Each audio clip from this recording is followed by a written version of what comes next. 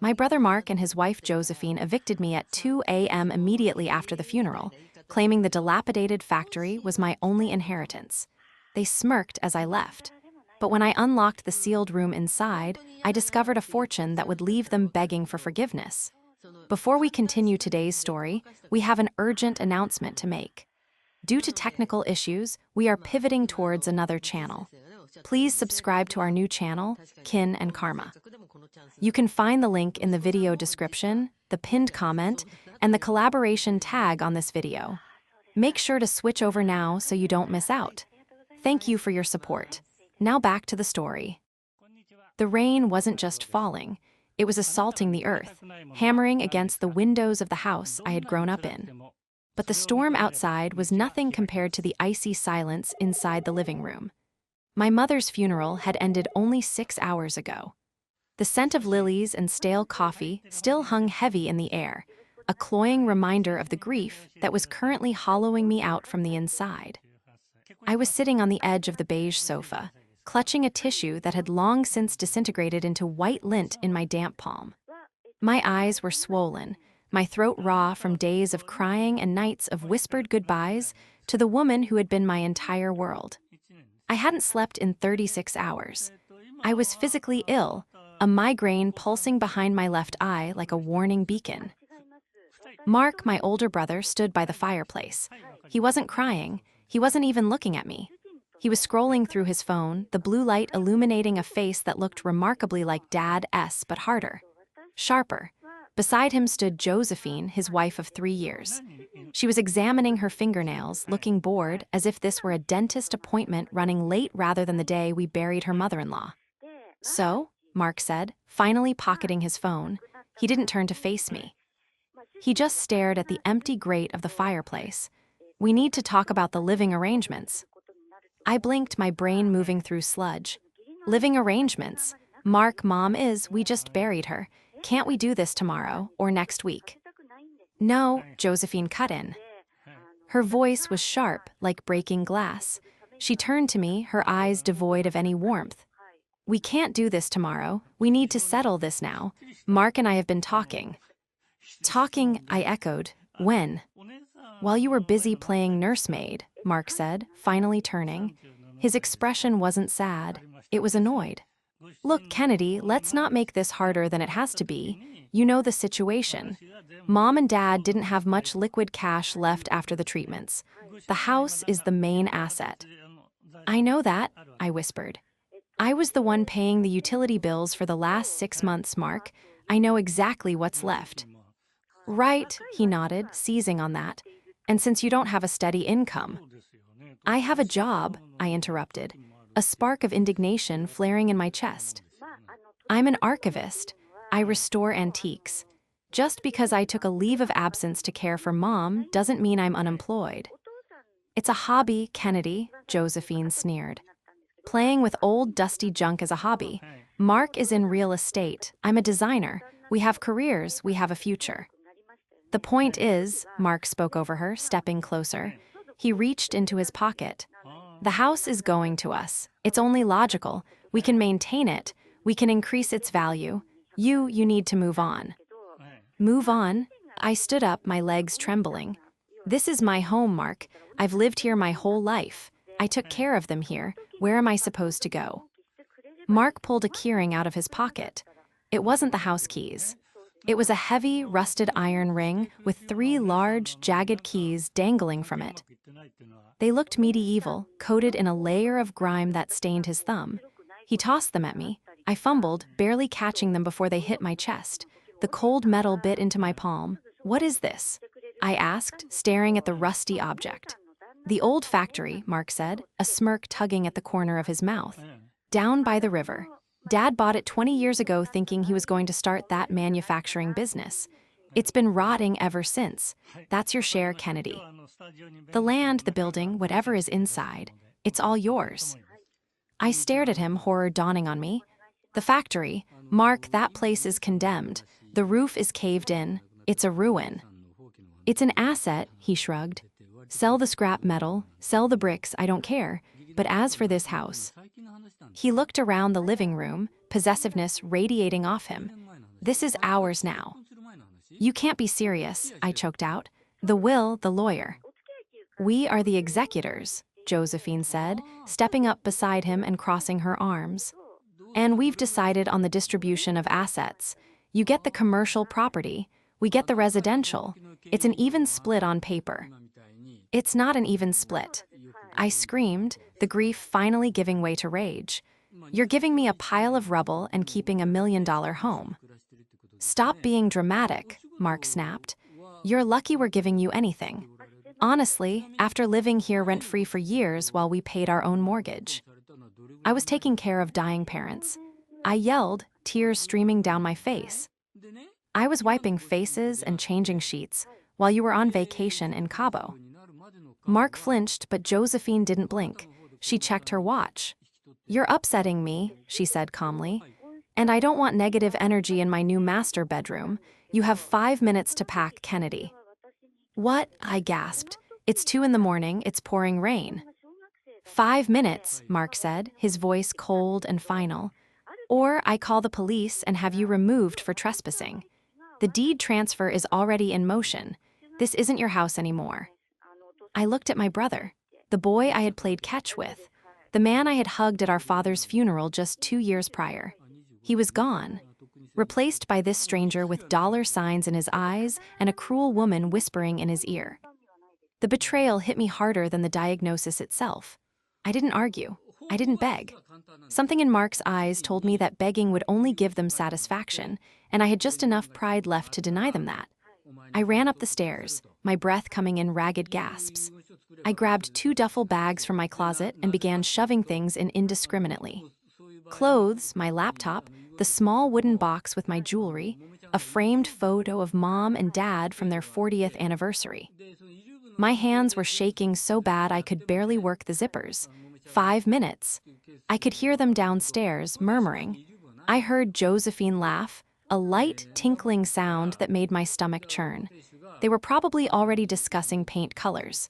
They were erasing me before I was even gone. I didn't take everything. I couldn't. I left my books, my furniture, the life I had built in that room for 26 years. I threw on a heavy coat, grabbed the bags, and marched back down the stairs. Mark was waiting by the door, holding it open. The rain lashed against the porch, a gray curtain of misery.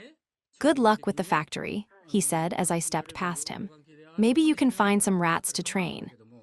You're making a mistake, Mark, I said, my voice surprisingly steady given the storm raging inside me. Mom and Dad would never have wanted this. Mom and Dad are dead, he said flatly, and they left me in charge. He slammed the door in my face. The sound echoed like a gunshot. I stood on the porch for a moment, the freezing rain instantly soaking my hair. I heard the lock click, then the deadbolt, then the chain. I dragged my bags to my car, a 10-year-old sedan that had seen better days. I threw them in the back seat and climbed into the driver's side, shivering uncontrollably. I started the engine and cranked the heat, but the cold had settled deep in my bones. Where could I go? I checked my phone. 2:15 a.m. I couldn't go to a hotel. I had emptied my savings account to pay for Mom's hospice care because Mark had claimed his assets were tied up. I had exactly $40 in my wallet and half a tank of gas. I thought about calling Allison. She was my best friend, the sister I never had. But she lived an hour away, and she had an early shift at the hospital tomorrow. I couldn't wake her up with this. Not yet. My eyes fell on the passenger seat. The rusty keys Mark had thrown at me were sitting there, staining the upholstery. The factory. It was about 5 miles away in the old industrial district that had been abandoned since the 90s. It was a terrible idea. It was dangerous. But it was a roof. And technically, according to my brother, it was mine. I put the car in gear and drove. The roads were empty, the streetlights reflecting on the wet asphalt like streaks of blood. I felt a strange numbness taking over, a survival instinct kicking in. When I arrived at the factory gates, my headlights cut through the gloom to reveal a scene from a horror movie. The chain-link fence was torn open. The main building was a hulking shadow of brick and broken glass. Weeds grew waist-high through the cracks in the concrete. I drove through the gap in the fence and parked near the main entrance. I grabbed a flashlight from my glove box and the rusty keys. Stepping out of the car, I was immediately soaked again. I ran to the heavy metal doors. They were welded shut with rust. Panic flared in my chest. If I couldn't get in, I was sleeping in my car. I moved around the side of the building, checking the smaller doors. Locked, boarded up. Then I remembered something, a memory from when I was 6 years old. Dad had brought me here once. He had told me, "Kennedy, the front door is for show. The real work happens around the back." I stumbled through the mud to the rear of the building.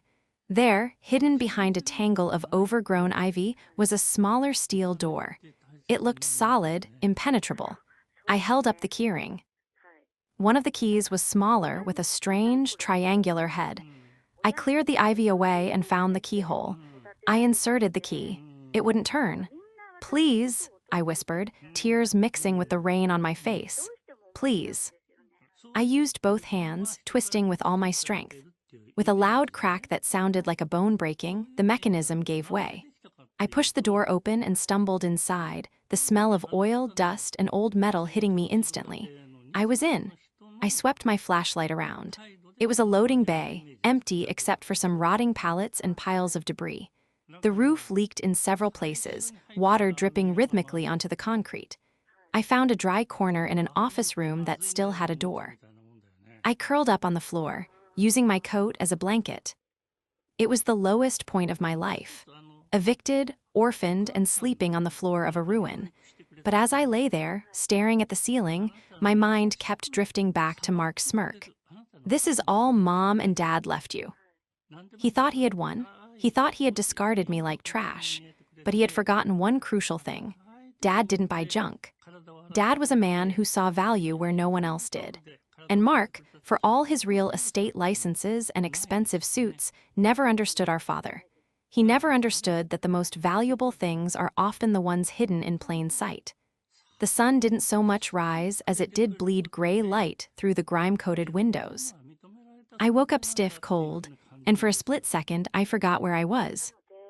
Then the smell of mildew hit me and the reality crashed back down.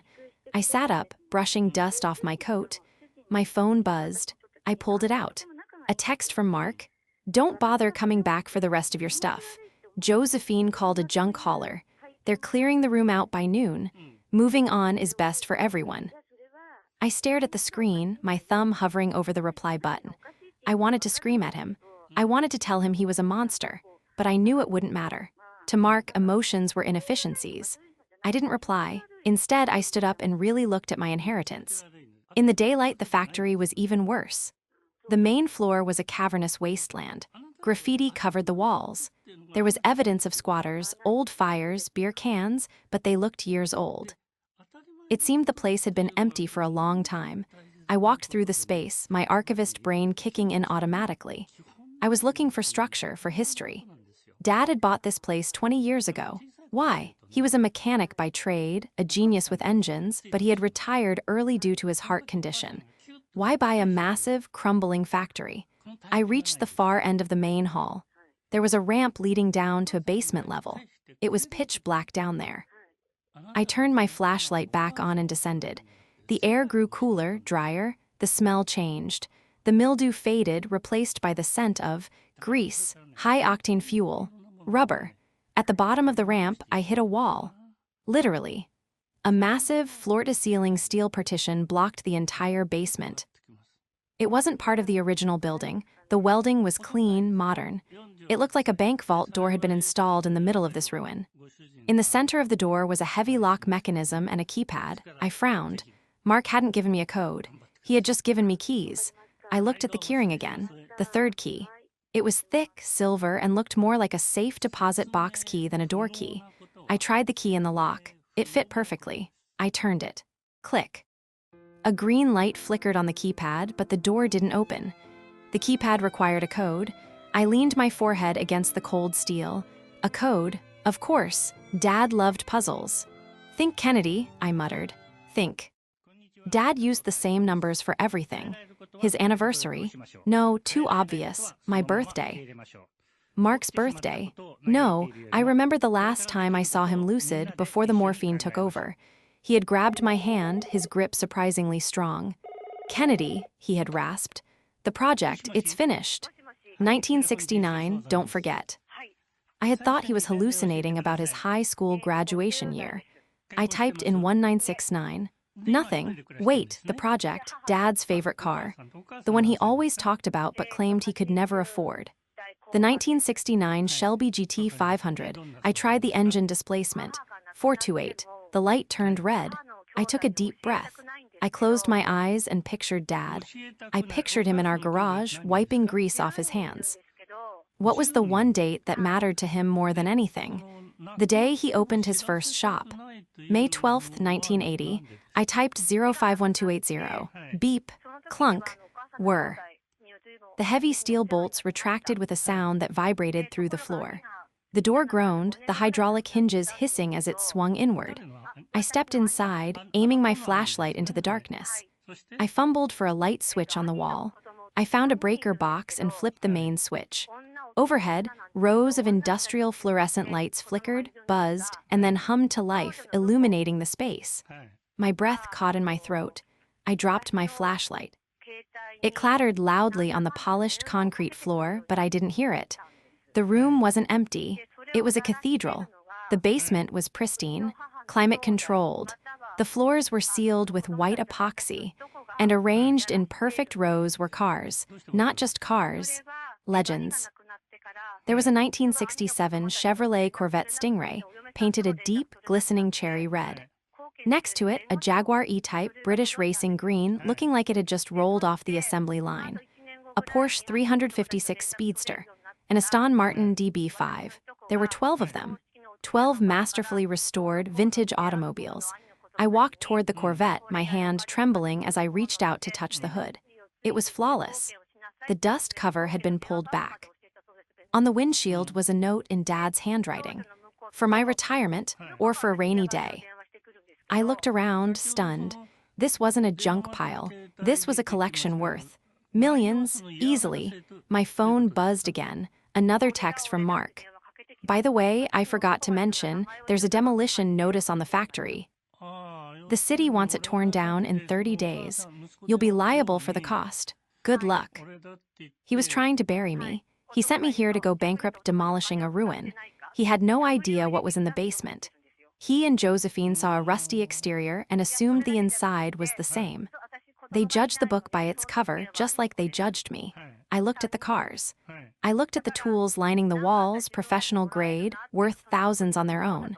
Then I saw a figure in the reflection of the Corvette's window. I jumped, spinning around, but it was just me. A tired, grieving woman in a dirty coat. But as I looked at myself, I realized something. I wasn't just Kennedy the archivist anymore. I wasn't just the little sister. I was the owner of the most valuable secret in the state. I picked up my phone. I didn't reply to Mark. Instead, I scrolled through my contacts until I found the name I needed. Jackson Mechanic. I hit call. Kennedy. His voice was groggy. It's 7 a.m., everything okay? Jackson, I said, my voice steady, eyes fixed on the gleaming chrome of the Jaguar. I need you to come to the old mill factory. Bring your truck, and bring your appraisal kit. Why? He asked, sounding confused. What's at the old mill? My brother's biggest mistake, I whispered. The moment Jackson walked through the basement door, his jaw literally dropped. He stood there, blinking, his toolbox hanging from his hand like he'd forgotten it was there. Jackson had been Dad's favorite apprentice before Dad got sick, and he knew cars better than anyone I knew. Kennedy, he whispered, stepping into the climate-controlled sanctuary. Is this real? It's real, I said, my voice trembling slightly as I leaned against the fender of the '67 Stingray. Dad built this, all of it, secretly. Jackson walked slowly down the line of vehicles, reverently touching the polished curves of the Aston Martin, then the Porsche. He whistled low and long. This isn't just a collection, Ken. This is a museum. These restorations are concourse level. We're talking serious money here. Millions. Millions? My heart hammered against my ribs. Are you sure? Positive, he said, turning to look at me with wide eyes. The market for these specific models is skyrocketing right now, especially with provenance like this, single owner, meticulous restoration records. Speaking of which, are there records? I pointed to a heavy metal filing cabinet in the corner of the room. I haven't looked yet. We spent the next 4 hours going through everything. Dad hadn't just restored cars, he had documented every bolt, every coat of paint, every hour of labor. There were binders thick with receipts, photos, and certificates of authenticity. He had built a legacy in the dark, preparing for a future he never got to see. But as we sorted through the paperwork, a chilling realization settled over me. Mark didn't know. He couldn't know. If he had even a suspicion of what was down here, he never would have handed me the keys. He saw a rusty, condemned building and assumed it was a liability, a financial noose to hang around my neck. Then I found it. Tucked in the back of the bottom drawer, under a stack of old manuals, was a blue folder labeled Deed and Title. I opened it. Inside wasn't just the deed to the factory. It was a letter from Dad dated 3 years ago. Kennedy, if you are reading this, I am gone. I know Mark. I love him, but I know his ambition blinds him. He sees the world in transactions. You see the soul of things. That is why I am leaving the factory to you. It is not what it seems. Use it well. And remember, the foundation is stronger than the facade. Tears pricked my eyes. He knew. He had planned this. He knew Mark would try to take the house, the obvious wealth, and leave me with the scraps. So he hid the real treasure in the scraps. We need to move these, Jackson said, interrupting my thoughts. His voice was urgent. If Mark finds out. He thinks the place is being demolished in 30 days, I said, a cold resolve settling in my chest. He sent me a text. He's trying to bankrupt me with demolition costs. Then we have 30 days, Jackson said grimly. We need to get these cars out of here, appraised and secured in a private storage facility. I know a guy who runs a high-end vault in the city, silent partner type, but it will cost money to move them. I have no money, I admitted, shame burning my cheeks. Mark froze the joint account I used for Mom's care. Jackson looked at the cars, then back at me. I'll front the cost. We can sell one, maybe the Porsche, quickly to cover expenses and legal fees. The rest, we hold. No, I said, a plan forming in my mind. We don't sell yet. If I sell a car now, the transaction hits public records. Mark has alerts set up on Dad's name, I'm sure of it. We need to be invisible. Then how? I have a different asset, I said, thinking fast. My skill set. I can appraise these myself for insurance purposes, certify them. I just need your help moving them. And I need a lawyer, a shark. I know just the one, Jackson grinned. She owes me a favor. The next 3 weeks were a blur of sleepless nights and covert operations. We moved the cars one by one, using an unmarked enclosed trailer, always at night. Jackson's friend, a tough-as-nails attorney named Sarah, took my case on contingency once she saw the inventory list. She filed immediate injunctions to halt the demolition order Mark had helpfully arranged, citing historical preservation reviews for the factory structure itself. It was a stall tactic, but it worked. Meanwhile, I was living out of the small office in the factory, surviving on ramen and adrenaline. I watched Mark's social media. He and Josephine were already renovating the house. They posted photos of demo day, swinging sledgehammers into the walls of my childhood bedroom. Out with the old, in with the luxe. Josephine captioned one photo. They were erasing us. But they had forgotten one crucial detail. In their haste to kick me out, Mark had signed the transfer deed for the factory over to me immediately. It was legally, irrevocably mine, and everything inside it was mine. I was ready. The first confrontation happened at the reading of the formal will. It was a formality, really, since Mark had already seized the assets, but Sarah insisted we attend. It was held at the family lawyer's office, a stuffy room smelling of mahogany and old money. Mark and Josephine walked in looking like they owned the place. Mark wore a new Italian suit. Josephine was dripping in what looked like new jewelry. They stopped dead when they saw me. I wasn't wearing my dirty coat. I was wearing a sharp black blazer I'd retrieved from storage, my hair pulled back in a severe bun. Next to me sat Sarah, looking like a predator in a pinstripe suit. What is she doing here? Josephine hissed, clutching her designer bag. We already settled this. We're here for the reading, Sarah said smoothly. Please sit. Mark sat down, looking annoyed but confident. Look, Kennedy, if you're here to beg for money for the demolition, the answer is no. You wanted the factory, you got the factory. I don't need money for demolition, Mark, I said calmly. I'm actually here to thank you. Thank me, he laughed, a short barking sound. For what, the pile of rust? For the inheritance, I said, sliding a thick document across the table. And to clarify ownership. Mark picked up the document. It was a certified appraisal summary for the contents of the factory basement. What is this? He squinted at the first page. 1967 Chevrolet Corvette. 1965 Shelby Cobra. What is this nonsense? That, I said, leaning forward, is the inventory of the property you so generously deeded to me. Dad's retirement fund, stored in the sealed basement of the factory. Mark went pale. He flipped through the pages, his eyes widening with every line. Value, estimated at 24 million, 31 million. He choked. This is impossible. Dad didn't have this kind of money. He built them, Mark, I said softly. He restored them, over 20 years, while you were too busy building your empire to visit him. Josephine snatched the paper from his hands.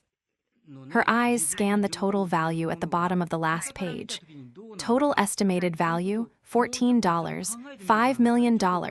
Her face turned a shade of red I'd never seen before.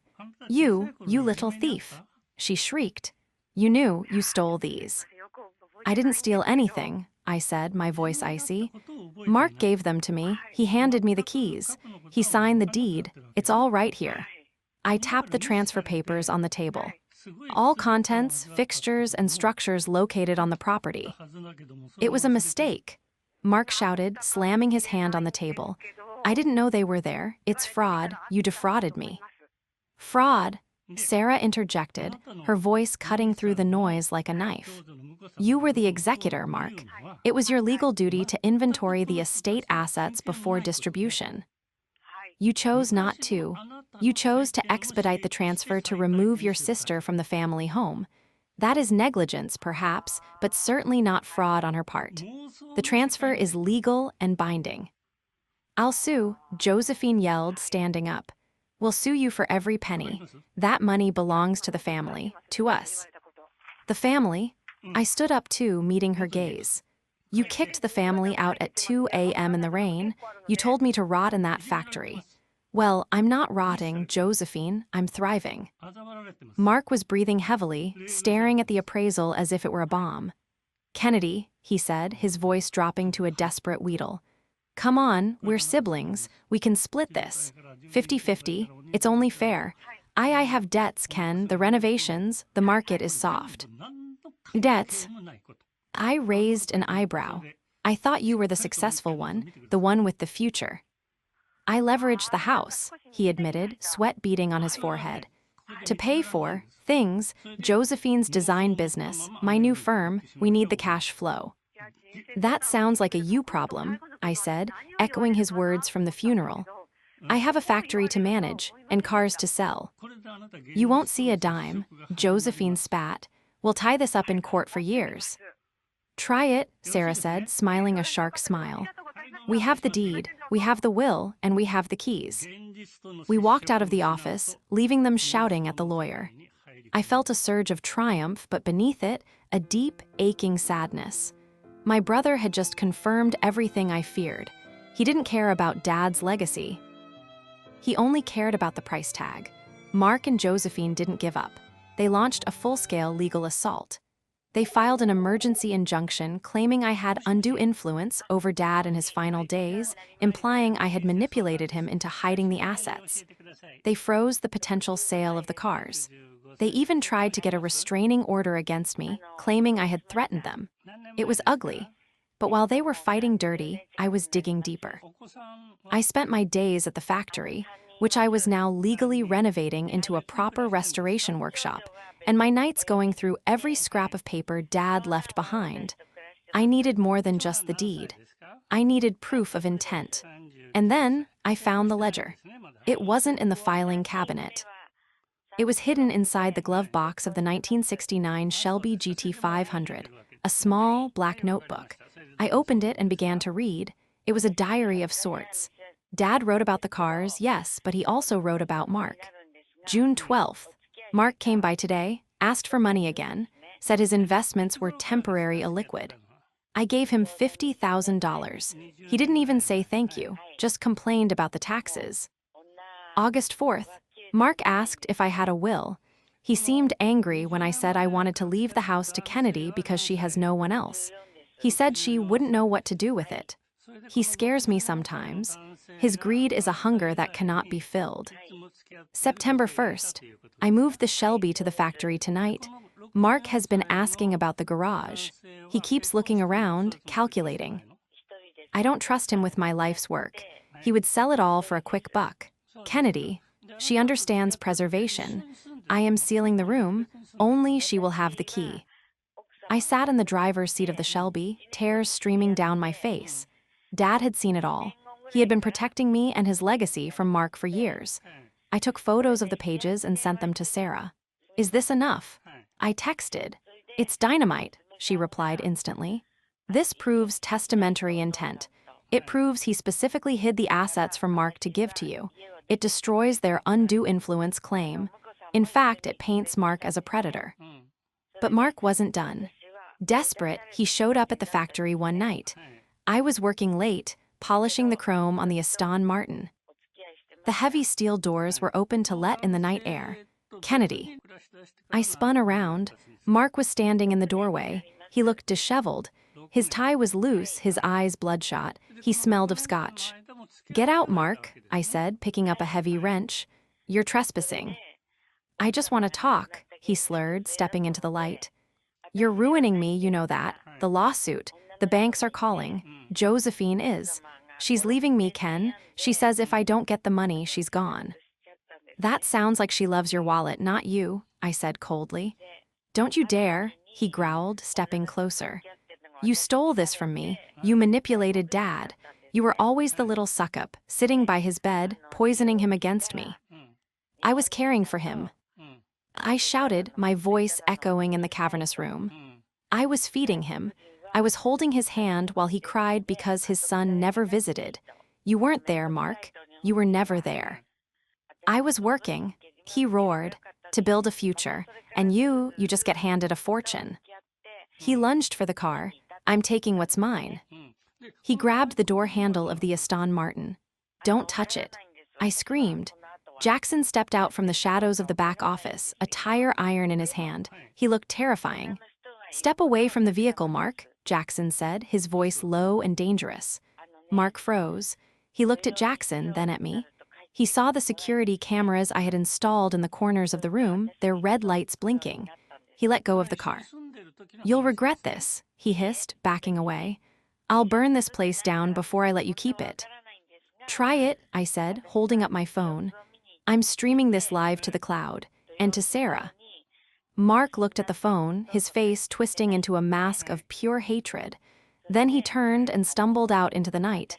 I was shaking. Jackson put a hand on my shoulder. He's desperate, Jackson said, and desperate men make mistakes.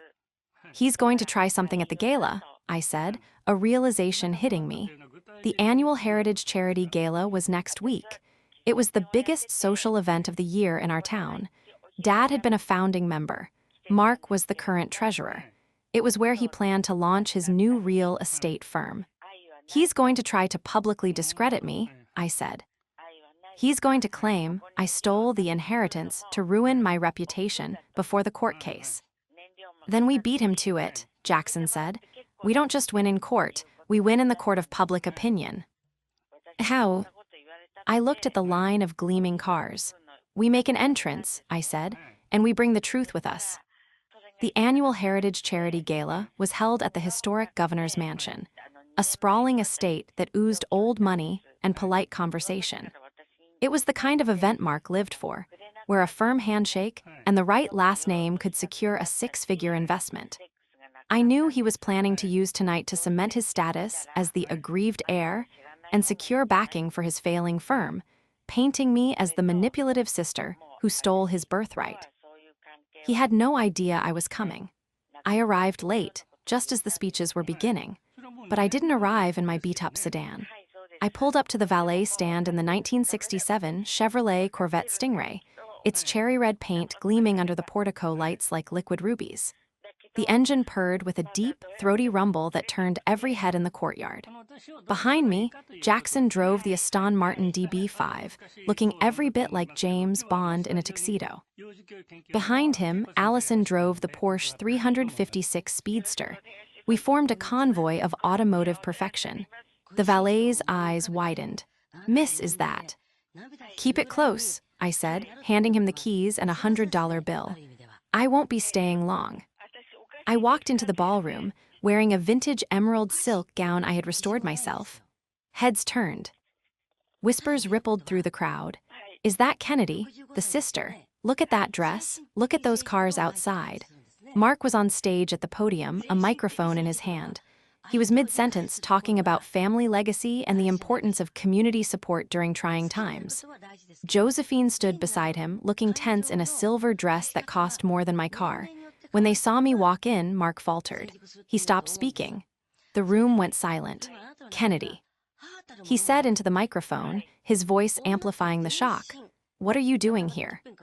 "I'm here to support the Heritage Foundation, Mark," I said, my voice carrying clearly without a mic. Just like Dad would have wanted. "Security," Josephine hissed, stepping forward. "She wasn't invited. She's trespassing." Actually, a deep voice boomed from the side of the room. It was Mr. Henderson, the foundation's president and Dad's oldest friend. "She is a platinum donor. The check cleared this morning." A murmur of shock went through the crowd. Platinum meant a donation of $50,000. Mark turned a sickly shade of gray. "Platinum? With what money? You stole that from the estate." "Stole?" I walked toward the stage, my heels clicking on the marble floor. "That's a strong word, Mark. Especially coming from the executor who tossed me the keys to a pile of rust and kicked me out at 2 a.m. The crowd gasped. Mark's meticulously crafted image of the grieving, burdened brother was cracking. It was a misunderstanding. Mark shouted, sweat beading on his forehead. "You manipulated Dad. You hid assets. Ladies and gentlemen, my sister is a fraud. She took advantage of a dying man." Did I reached into my clutch and pulled out a flash drive. I walked up to the AV technician at the side of the stage. "Play it." The technician, a young guy who looked terrified, hesitated. "Play it," Mr. Henderson ordered. The massive projection screen behind Mark flickered. A video began to play. It was time-stamped 3 weeks before Dad died. It was Dad, sitting in his favorite armchair in the living room. He looked frail, but his eyes were sharp. "If you're watching this," Dad's voice filled the room, raspy but clear, "it means Mark has tried to take everything. I know my son. I love him, but his greed is a sickness. He has asked me repeatedly to sign the house over to him before I die. He calls it estate planning. I call it theft." Mark froze. Josephine looked like she was going to faint. "Kennedy," Dad continued, looking directly into the camera, "you are the only one who ever cared about the work, not the money. The factory is yours. The cars are yours. I built that collection for you to secure your future because I knew your brother would try to leave you with nothing. Do not let him bully you. Do not let him take what is yours." And Mark. Dad leaned closer to the lens. "If you are watching this, son, I am disappointed, but I am not surprised. You made your choice when you skipped your mother's funeral to close a deal. Goodbye." The video cut to black, silence. Absolute suffocating silence. Then the murmuring started. It grew into a roar. People were staring at Mark with open disgust. Donors were whispering, shaking their heads. "It's a fake." Josephine shrieked, grabbing the microphone. "It's a deep fake. She made it on a computer." "It was recorded on his iPad," I said calmly, stepping onto the stage. "The metadata is verified, and so is the timeline of your business trip to Cabo during Mom's final days." Mark looked at the crowd. He looked at Mr. Henderson, who was glaring at him with icy contempt. He looked at me. "You ruined me," he whispered, his voice trembling with rage. You witch." "No, Mark," I said, leaning into the mic so the whole room could hear. "You ruined yourself, you gambled on greed, and you lost." Mr. Henderson stepped up to the podium. "Mark, I think it's best if you step down from the board, immediately." Mark stumbled back as if struck. Josephine tried to grab his arm, but he shook her off. He looked at the sea of judging faces, then turned and fled the stage, disappearing through the service exit. Josephine followed him, her heels clacking frantically as she tried to salvage whatever dignity she had left. I stood there, alone on the stage, the projection of Dad's face lingering in my mind. The applause started slowly, Mr. Henderson first, then grew until the whole room was clapping. It wasn't for me. It was for Dad, and for justice. The fallout was swift and brutal. Mark's reputation cratered overnight. The video went viral locally, and his investors pulled out one by one. His real estate firm declared bankruptcy within 3 months. The house, my childhood home, was foreclosed on. Josephine left him before the ink on the bankruptcy papers was dry. I heard she moved to the city, looking for a new opportunity. As for me, I didn't keep all the cars. I sold the Porsche and the Aston Martin at auction for a record-breaking sum. The proceeds paid for the best lawyers money could buy, cleared all the estate taxes, and funded the restoration of the factory. The remaining cars, they stayed. I turned the factory into the Miller Automotive Museum and Restoration Center. It became a haven for classic car enthusiasts, a place where history was preserved, not discarded. Jackson became my head mechanic. Allison took over marketing. One rainy Tuesday, about 6 months later, I was in the office reviewing invoices when there was a knock at the loading bay door. It was Mark. He looked older, tired. He was wearing jeans and a faded polo shirt, not a suit. He was driving a 10-year-old sedan that looked a lot like my old one. "Kennedy," he said, standing in the rain. "Mark," I said, not inviting him in. I heard about the opening," he said, looking past me at the gleaming showroom floor. "It looks good. Dad would have liked it." "He would have," I agreed. He shifted his weight. "Look, I know I messed up. I was under a lot of pressure. Josephine, she pushed me." "Don't blame her, Mark," I said softly.